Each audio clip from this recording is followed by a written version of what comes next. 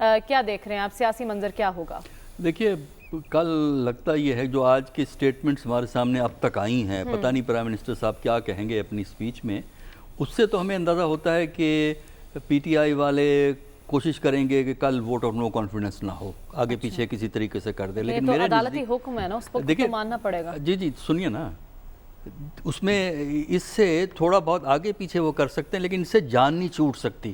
تو لہٰذا عقل مندی کا تقاضا یہ ہے کہ جو بھی سپریم کورٹ کی ڈائریکشن ہے اس کو امپلیمنٹ ہونے دیں، کیونکہ شور مچانے سے یا کوئی اور کارروائی کرنے سے زیادہ چند گھنٹوں کے لیے آپ ڈیلے کر سکیں گے، اس کا حاصل کچھ نہیں ہوگا.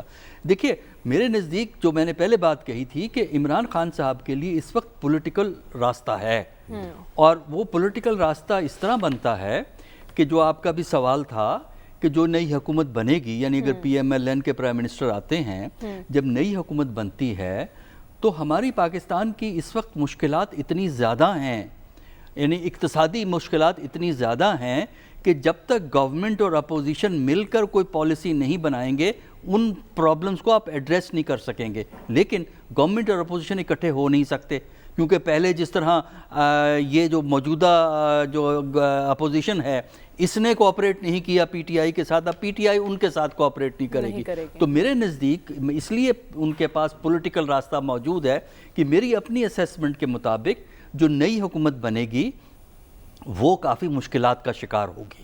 بہت سے فیکٹرز ہوں گے جس کی وجہ سے وہ مشکلات کا شکار ہوں گی.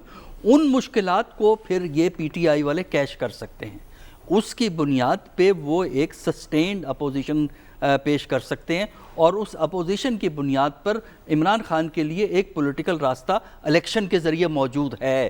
تو میرا خیال یہ ہے کہ ان کو پولیٹیکل آپشن ایکسرسائز کرنے ہیں، الیکشن کا آپشن ایکسرسائز کرنا ہے.